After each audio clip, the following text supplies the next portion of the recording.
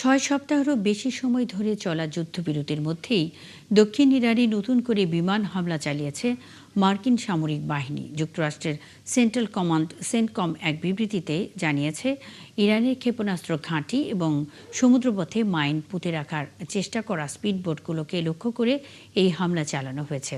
ওয়াশিংটনের দাবি, আত্মরক্ষা এবং ইরানি বাহিনীর হুমকি থেকে মার্কিন সেনাদের সুরক্ষার জন্য এই পদক্ষেপ নেওয়া হয়েছে। আরও জানাচ্ছেন আরাফাত ইসলাম। যুদ্ধবিরতি আর চলমান শান্তি চুক্তি নিয়ে আলোচনার মধ্যে ইরানে আবারও হামলা চালালো মার্কিন সামরিক বাহিনী। দেশটির দক্ষিণাঞ্চলীয় উপকূলে নতুন করে হামলা চালায় যুক্তরাষ্ট্র। গুরুত্বপূর্ণ বন্দর আব্বাস সহ দেশটির উপকূলীয় কয়েকটি এলাকায় দফায় দফায় বিস্ফোরণের শব্দ শোনা যায়। ইরানের ক্ষেপণাস্ত্র উৎক্ষেপণ কেন্দ্র ও মাইন পেতে রাখার কাজে ব্যবহৃত নৌযানগুলোকে লক্ষ্য করে আত্মরক্ষামূলক এই হামলা চালানো হয়েছে বলে জানায় সেন্টকম। হামলার খবরটি নিশ্চিত করেছে ইরানের সংবাদ সংস্থাগুলো। তবে এই ঘটনার এখনো কোনো প্রতিক্রিয়া জানায়নি তেহরান। সোমবার গভীর রাতে একাধিক বিস্ফোরণের শব্দ শোনা গেছে বলে জানিয়েছে দেশটির সংবাদ সংস্থা ফার্স্ট নিউজ। এর আগে মার্কিন পররাষ্ট্রমন্ত্রী মার্কো রুবিও বলেছিলেন, যুক্তরাষ্ট্র ও ইরান একটি চূড়ান্ত সমঝোতায় পৌঁছাতে কাজ করছে।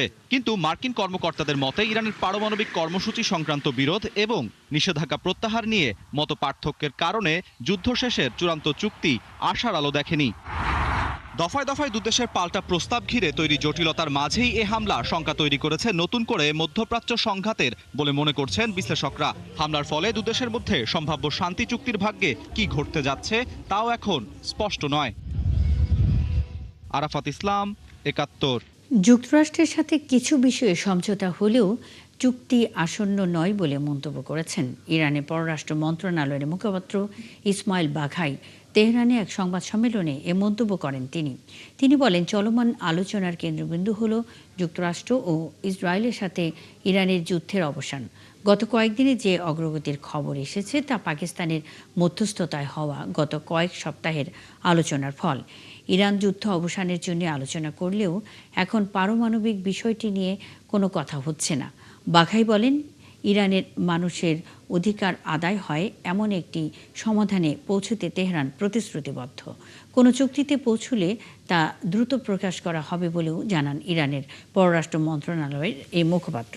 ইরানে আবারও ইন্টারনেট চালু করার নির্দেশ দিয়েছেন দেশটির প্রেসিডেন্ট মাসুদ পেজেশকিয়ান। মার্কিন ইসরায়েল হামলার ৮৭ দিন পর সোমবার দেশটির রাষ্ট্রীয় বার্তা সংস্থা এই তথ্য জানায়। তবে কিভাবে এবং ঠিক কবে থেকে ইরান আবার পুরোপুরি ইন্টারনেট ব্যবস্থার সঙ্গে যুক্ত হবে সেই বিষয়ে এখনও বিস্তারিত কিছু জানানো হয়নি। ইন্টারনেট পর্যবেক্ষণকারী প্রতিষ্ঠান নেটব্লক্স জানিয়েছে, গত ৮৭ দিন ধরে অধিকাংশ ইরানি নাগরিক বৈশ্বিক ইন্টারনেট ব্যবহার থেকে বিচ্ছিন্ন ছিলেন। কেবলমাত্র সীমিত সংখ্যক মানুষ ব্যয়বহুল ও উন্নত ভিপিএনের মাধ্যমে নিষেধাজ্ঞা এড়িয়ে ইন্টারনেট ব্যবহারের সুযোগ পেয়েছেন। দক্ষিণ লেবাননে ইসরায়েলি বিমান ও ড্রোন হামলায় অন্তত ৩ জন নিহত হয়েছেন। এছাড়া চলমান সংঘাতে প্রাণ হারিয়েছেন এক ইসরায়েলি সেনা সদস্য। ইসরায়েলি প্রতিরক্ষা বাহিনী আইডিএফ জানিয়েছে, হিজবুল্লাহর বিস্ফোরক বহনকারী ড্রোন হামলায় নিহত হয়েছেন ১৯ বছর বয়সী সার্জেন্ট নেহরাই লাইজার। নিহত সেনা সদস্য ইঞ্জিনিয়ারিং ইউনিটের ৬০১ ব্যাটালিয়নের সদস্য ছিলেন। প্রাথমিক তথ্য অনুযায়ী হিজবুল্লাহর ছোড়া একটি বিস্ফোরক ড্রোনের আঘাতে তিনি নিহত হন। এদিকে সোমবার সকালে লেবাননে চলন্ত যানবাহন লক্ষ্য করে হামলা চালায় ইসরায়েলি বাহিনী। এতে ঘটনাস্থলে প্রাণ হারান ৩ জন। তবে এই হামলার কিছুক্ষণ পরই দক্ষিণ লেবাননের অন্তত ১০টি গ্রামের বাসিন্দাদের ঘরবাড়ি ছাড়ার নির্দেশ দেয় ইসরায়েলি সেনাবাহিনী। টানা ৩ বছর পবিত্র হজ পালনের সুযোগ থেকে বঞ্চিত হল গাজার হাজারো মুসলমান। যুদ্ধ, বাস্তুচ্যুতি ও সীমান্ত বন্ধ থাকায় সৌদি আরবে যেতে পারছেন না নিবন্ধিত হজযাত্রীরা। ইতিমধ্যে হজের অপেক্ষায় থাকতেই ৭১ জন ফিলিস্তিনির মৃত্যু হয়েছে। বিস্তারিত মনিরুজ্জামান বাবুর প্রতিবেদনে।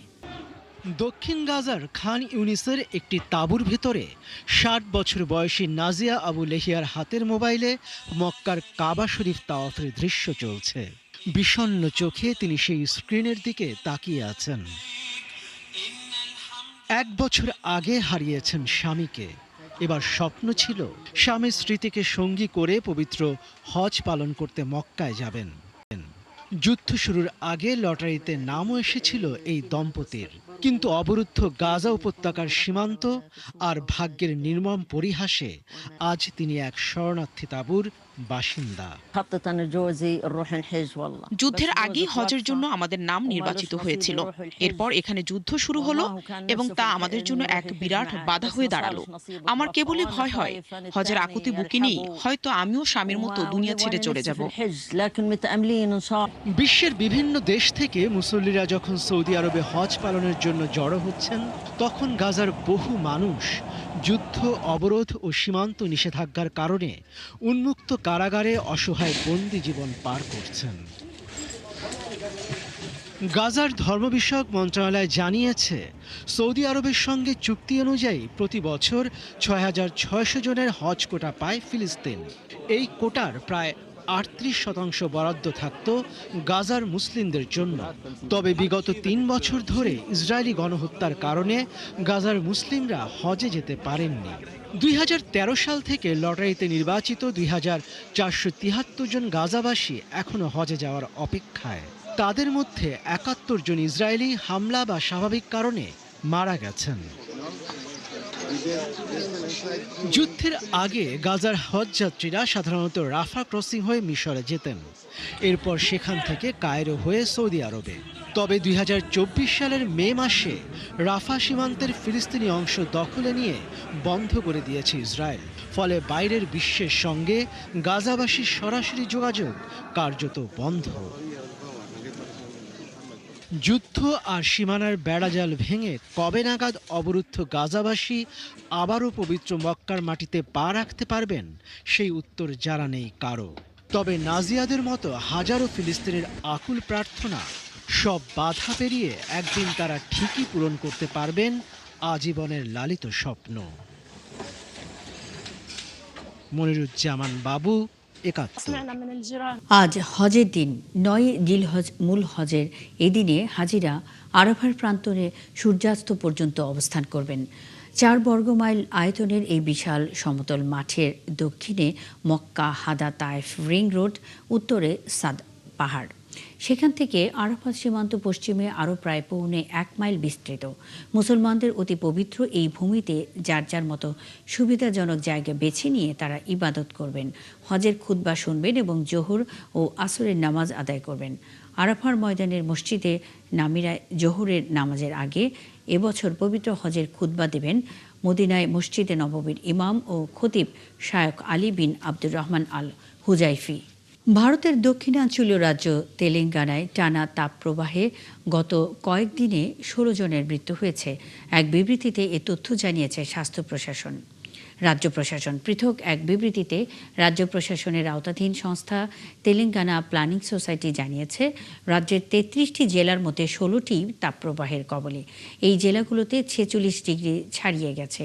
চূড়ান্ত সতর্কতাও জারি করা হয়েছে। মৃত্যুর ঘটনা ঘটেছে ১৬টি জেলার ৭টিতে। প্রত্যেক মৃতের পরিবারের জন্য ৪ লাখ রুপি ক্ষতিপূরণ ঘোষণা করেছে রাজ্য সরকার। তেলেঙ্গানার রাজ্য আবহাওয়া ভবন জানিয়েছে, শিগগিরই তাপপ্রবাহের পরিস্থিতি বদলানোর সম্ভাবনা নেই। আগামী ২-৩ দিন এই অবস্থা বজায় থাকবে। গত শুক্রবার প্রকাশিত বিশ্বের ৫০টি তপ্ত শহরের তালিকায় তেলেঙ্গানার বেশ কয়েকটি শহর ছিল। ফিলিপাইনে নির্মাণাধীন একটি বহুতল ভবন ধসে ৪ জন নিহত হয়েছেন। এ ঘটনায় এখনও নিখোঁজ রয়েছেন ১৭ জন। স্থানীয় সময় সোমবার দেশটির কর্মকর্তারা এ তথ্য নিশ্চিত করেছে। এদিকে নিখোঁজদের বেশিরভাগই নির্মাণ শ্রমিক, যারা দুর্ঘটনার সময় কাজ করছিলেন। নিহতদের মধ্যে ৬৫ বছর বয়সী এক মালয়েশীয় নাগরিকও রয়েছেন। তার মরদেহ রবিবার পাশের একটি হোটেল ভবন থেকে উদ্ধার করা হয়। দমকল বাহিনীর কর্মীরা জানিয়েছেন, উদ্ধার করা ব্যক্তিদের একজনকে জীবিত অবস্থায় পাওয়া গেলেও হাসপাতালে নেয়ার পর তিনি মারা যান। রাজধানী ম্যানিলার উত্তরে অবস্থিত অ্যাঞ্জেলস শহরে ভবনটি কেন ধসে পড়েছে তা খতিয়ে দেখতে তদন্ত শুরু করেছে স্থানীয় কর্তৃপক্ষ। ক্যান্সারের চিকিৎসায় বড় ধরনের সাফল্যের দাবি করেছে রাশিয়া। প্রাথমিক ট্রায়ালে ৩ ধরনের ক্যান্সার নিরাময়ে অসাধারণ কাজ করেছে আরেইমা নামের ওষুধ। ট্রায়ালে সাফল্যের পর এবার সম্পূর্ণ নিজেদের প্রযুক্তিতে আরেইমা উৎপাদনে নেমেছে পুতিনের দেশ। বিস্তারিত অরিসুল ইসলামের প্রতিবেদনে। মারণব্যাধি ক্যান্সারের চিকিৎসায় দিনরাত এক করে ওষুধ আবিষ্কারের চেষ্টা চালিয়ে যাচ্ছেন বিশ্বের চিকিৎসা বিজ্ঞানীরা। কোনো কোনো দেশ সফলতা পাওয়ার দাবিও করেছে। এবার তাদের দলে নাম লেখালো রাশিয়া। কারো ফর্মুলা নকল করে নয়, বরং সম্পূর্ণ নিজস্ব গবেষণায় উদ্ভাবিত মৌলিক উপাদান দিয়ে তৈরি করেছে ক্যান্সার প্রতিরোধী ওষুধ। গবেষকদের দাবি, প্রাথমিক ট্রায়ালে ফুসফুস ও খাদ্যনালী সহ 3 ধরনের ক্যান্সার চিকিৎসায় সফলতা পেয়েছে অ্যারাইমা নামের ওষুধটি। এবছরের শেষে আরও কিছু জটিল ধরনের ক্যান্সার চিকিৎসায় এই ওষুধের ব্যবহার শুরু করার ইচ্ছা রয়েছে তাদের। কিন্তু কিভাবে কাজ করে এই ওষুধ? চিকিৎসা বিজ্ঞানীরা বলছেন, অ্যারাইমা ওষুধটি শরীরের রোগ প্রতিরোধ ব্যবস্থাকে সক্রিয় করে। ওষুধটি মানবদেহের রোগ প্রতিরোধকারী সেলের উপর একটি সুরক্ষা কবচ তৈরি করে, যাতে ক্যান্সার কোষ ইমিউনিটি সিস্টেমকে নষ্ট করতে না পারে। আমাদের জন্য সবচেয়ে গুরুত্বপূর্ণ হলো উদ্ভাবনী ওষুধ তৈরি করা। শুধু উৎপাদন নয়, নিজস্ব গবেষণা ও প্রযুক্তি উন্নয়নেও আমরা গুরুত্ব দিচ্ছি। আমাদের ওষুধ বেশ কয়েকটি রোগের ক্ষেত্রে অসাধারণ ফল দিয়েছে। আমরা ক্লিনিক্যাল কার্যক্রম আরও বিস্তৃত করছি। 2021 সালে গামালেয়া রিসার্চ ইনস্টিটিউটের সহযোগিতায় এই প্রকল্প শুরু হয়। রাশিয়ার দাবি, গত 5 বছরে দেশটিতে উদ্ভাবিত এটিই একমাত্র নতুন ক্যান্সার বিরোধী ওষুধ। বিশেষজ্ঞদের মতে, স্থানীয়ভাবে উন্নত ক্যান্সারের ওষুধ উৎপাদন রাশিয়ার ওষুধ শিল্পে নতুন সম্ভাবনার দ্বার খুলে দিতে পারে। অরিসুল ইসলাম, 71। শামুকের স্বাদ আর উৎসবের উচ্ছ্বাসে মুখর স্পেনের লেইদা শহর। 3 দিন ধরে চলা ব্যতিক্রমী এক আয়োজনে জড়ো হন প্রায় 2 লাখ মানুষ। কাতালান ঐতিহ্যের এই উৎসবে খাওয়া হয় 14,000 কেজিরও বেশি শামুক। পরিবার, সংস্কৃতি আর 100 বছরের ঐতিহ্য ঘিরে বিশ্বের সবচেয়ে বড় শামুক উৎসব এখন স্পেনের অন্যতম আকর্ষণ। আরও জানাচ্ছেন নাহিদা রিন্থি। স্পেনের কাতালোনিয়া অঞ্চলের শহর লেইদায় অনুষ্ঠিত হলো বিশ্বের সবচেয়ে বড় শামুক খাবার উৎসব। 3 দিনব্যাপী এই আয়োজনে অংশ নেন প্রায় 2 লাখ মানুষ। উৎসব জুড়ে খাওয়া হয় প্রায় 14,000 কেজি শামুক। প্রতি বছরের মতো এবারও ঐতিহ্যবাহী রান্না, লাইভ মিউজিক আর বর্ণিল শোভাযাত্রায় জমে ওঠে পুরো শহর। স্থানীয় কলেজ নামে পরিচিত দলগুলো নানা রেসিপিতে শামুক রান্না করে, যা শুধু খাবারের আয়োজনই নয়, কাতালান সংস্কৃতির বড় সামাজিক উৎসবেও পরিণত হয়েছে। নদীর তীরে ছোট পারিবারিক আড্ডা থেকে শুরু হওয়া এই আয়োজন 80-র দশকে আনুষ্ঠানিক রূপ পায়।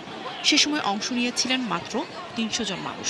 আর এবার রেকর্ড 124টি দল ও প্রায় 17,000 অংশগ্রহণকারী যোগ দিয়েছেন উৎসবে। শামুক উৎসব শুধু একটি খাবার নয়, বরং পরিবারের স্মৃতি আর শিকড়ের টান।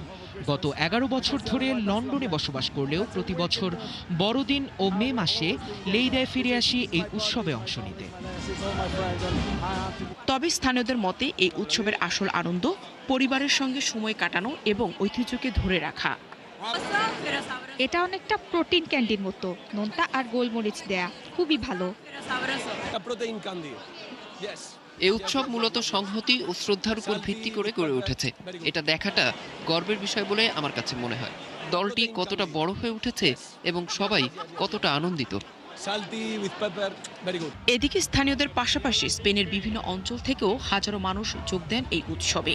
প্রতি বছরই বাড়ছে অংশগ্রহণকারী আর শামুকের সংখ্যা, যা লেইদার এই ঐতিহ্যকে আরও জনপ্রিয় করে তুলেছে। নাহিদা রিন্থি, 71। এই ছিল এখনকার আয়োজনে। বিশ্বের আরও নতুন কিছু খবর ও বিশ্লেষণ নিয়ে দুপুর 1টায় আবারও হাজির হবে বিশ্বযোগ। সরাসরি সংবাদ অনুষ্ঠান দেখতে চোখ রাখুন 71-এর ফেসবুক পেজ এবং সাবস্ক্রাইব করুন 71-এর ইউটিউব চ্যানেল। থাকুন 71-এর সাথে।